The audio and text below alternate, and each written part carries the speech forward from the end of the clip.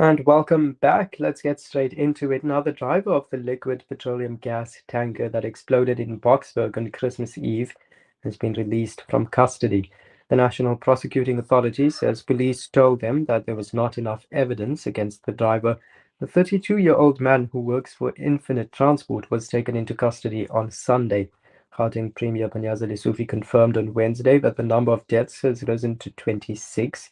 The man was supposed to appear at the Boksburg Magistrates Court on Wednesday, but after waiting the entire morning, an NPA official told reporters that the driver would not be appearing. Now, to discuss this further is the Provincial Secretary of Nehawu, Mzekayise Chonche. Good morning and welcome to the show. Good morning to you and your listeners. Of course, this is quite an emotional topic. Many families still reeling from the horrendous incident, the tragic incident that unfolded over the weekend, last weekend. Of course, the death toll still climbing during the course of this week. So a very sad end to the year for many families of the victims of the Boksburg explosion. Could you just, I think, begin with some reaction to the decision to release the driver, at least for now?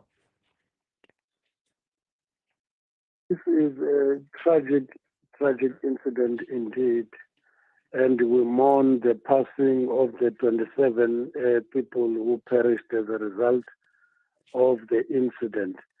We met the release of the driver with disappointment.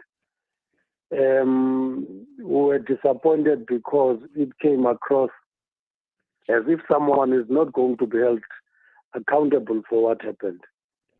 And as a result, we support the call by the Gauteng provincial government that a thorough investigation in the form of a commission of inquiry may need to be done in order to get to the bottom of what happened there on that day. Because as far as we're concerned, somebody must be held accountable for what happened. And I think when you speak about accountability, and you're, of course, making a very clear call that there needs to be accountability, you say someone has to be held accountable. Would you say this should include the company as well and those involved with the company, the owners, or would this just be limited to the driver himself? We wouldn't want to limit it to the driver. We don't know the circumstances that led to the driver ending up being where he was and causing so much devastation to that community. We think that any investigation must go beyond just the driver and establish what happened, what led to the driver going there and being stuck under that bridge. If the company can be said to be liable, that also needs to be probed.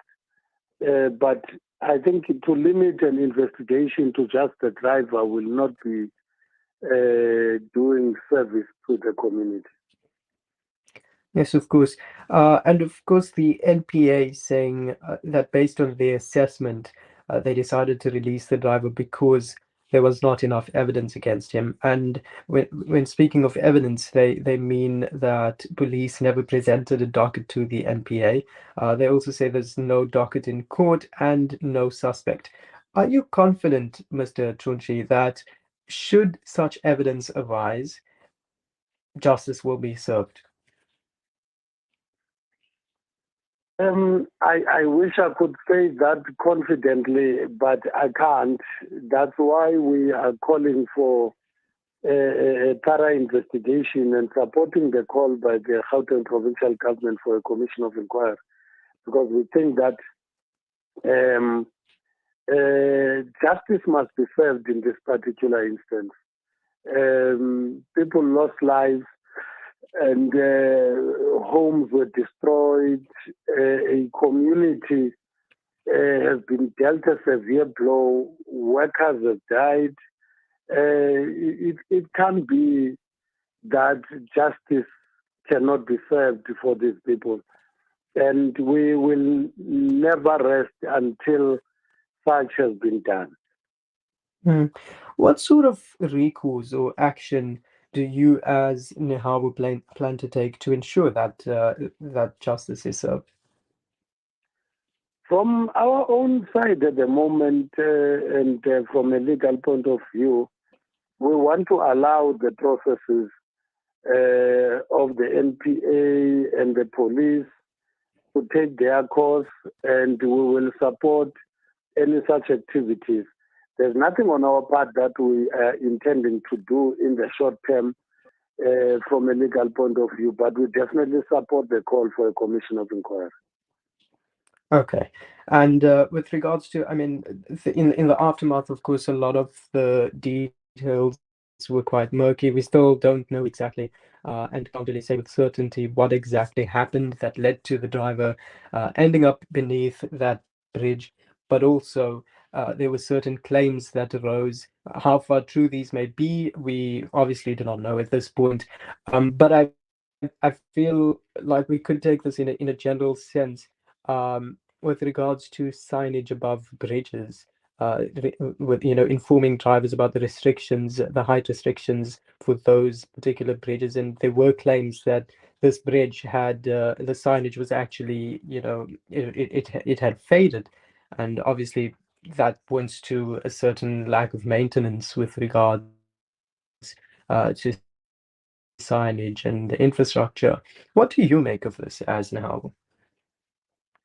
As you've indicated, that nobody knows the exact details of what happened. We are hearing that as a rumor, and at the present moment, we didn't want to be drawn to making conclusions as to whether that is true or not. And we are hoping that it is not true that such a situation did happen, which would have led to the driver not knowing the height of the bridge. So we wouldn't want to be drawn to such conclusions at the moment.